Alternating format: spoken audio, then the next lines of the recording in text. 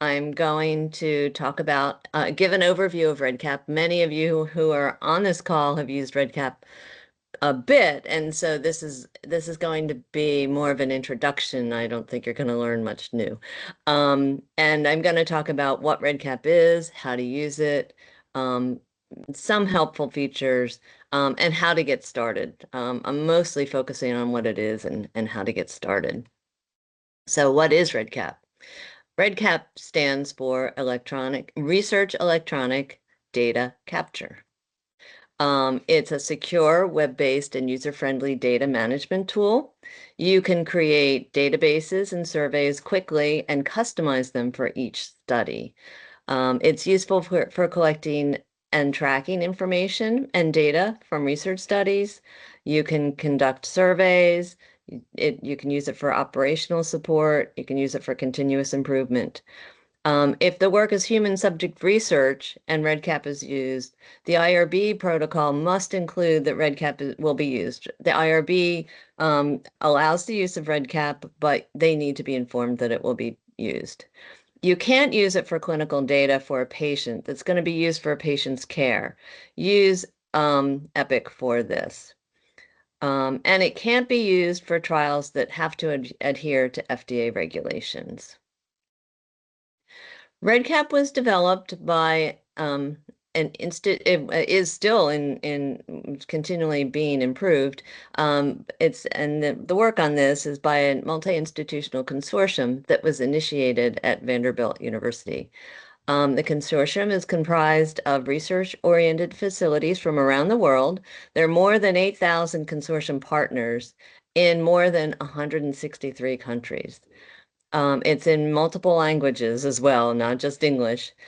Software is licensed through the REDCap consortium, and it's used extensively. Here at Nemours, we have more than 936 active users. There are more than 2,100 projects in production.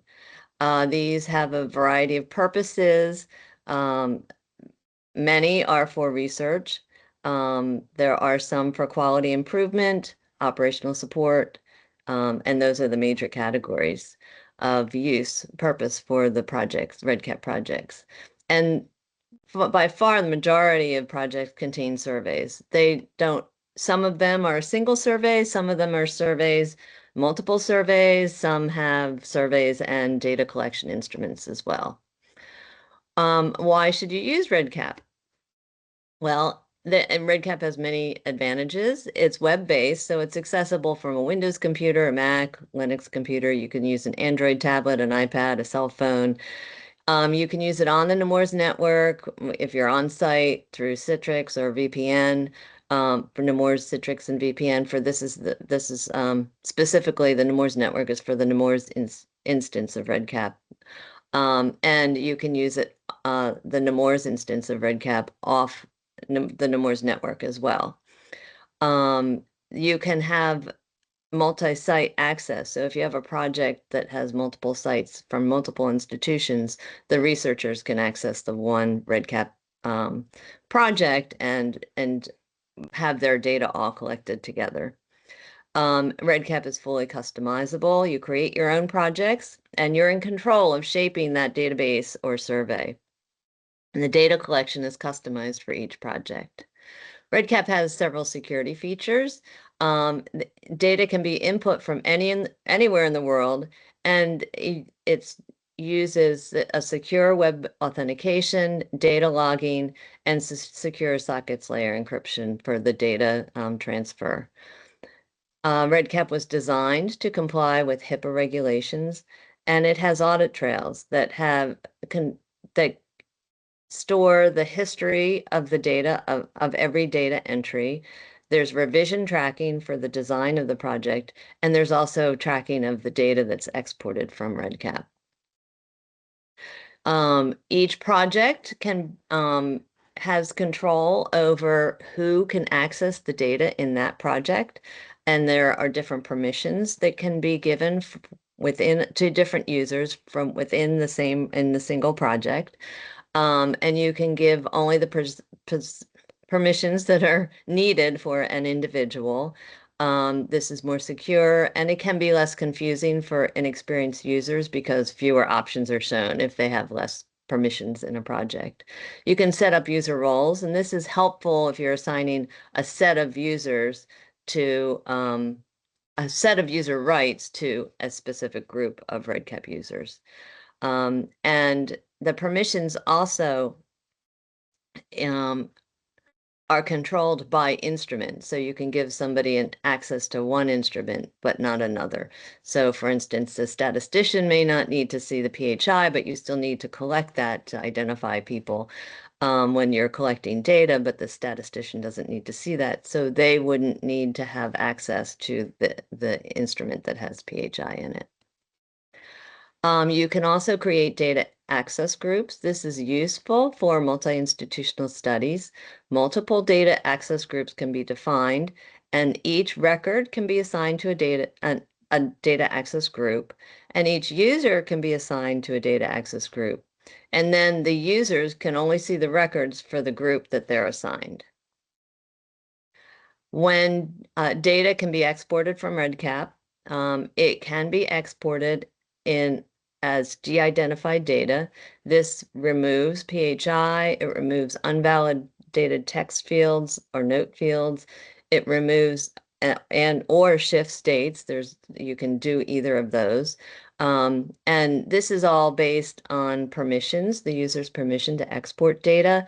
And it could be optional that data is de-identified or mandatory, depending on the user's rights who's exporting the data. There are multiple formats that the data can be exported in. Excel, SPSS, SAS, R, and STAT are the options for exporting data. REDCap has built-in data quality checks. There is a feature for using double data entry, and so far nobody at Nemours has used that. That requires 3 people who have access to REDCap to be able to that particular project to use the double data entry feature. There are also data quality rules that can be run to identify fields that maybe have missing data where data is required, have calculations that are incorrect. Various kinds of rules exist already, and you can also build your own custom data quality rules. There are also graphical data views and statistics, some basic statistics of data in reports, so you can easily identify outliers in those reports and then visit that record, the record that's an outlier, and explore the data, try to identify why it's an outlier and fix it if it's wrong, incorrect data. So how do you get started with REDCap? You want to request an account and watch tutorials on how to use REDCap.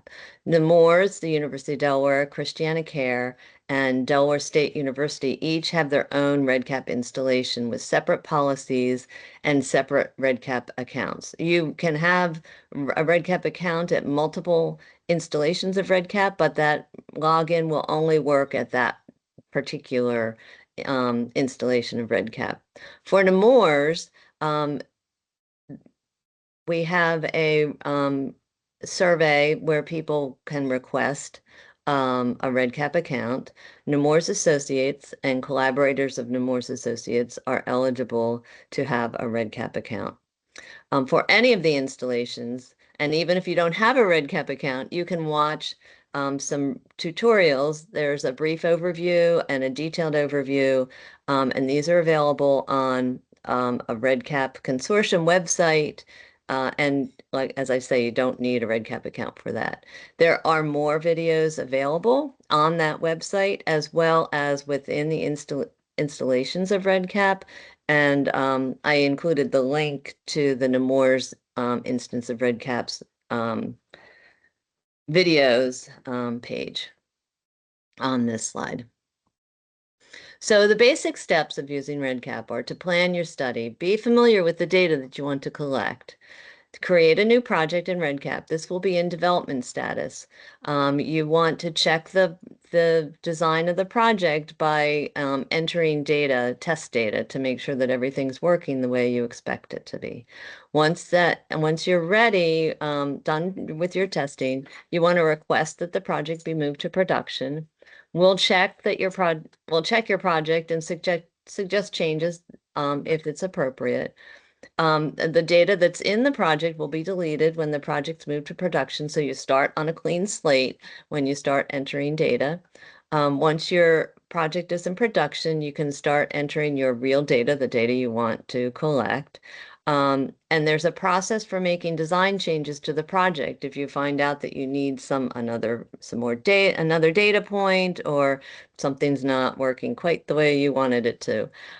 You can use the data quality module to check the data that's in there. You can use reports to view the data within REDCap, and you can export the data and analyze it in statistical software.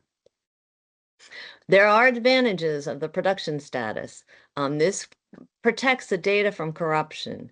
Recoding, one way of corrupting data would be to recode the choices of a multiple choice field.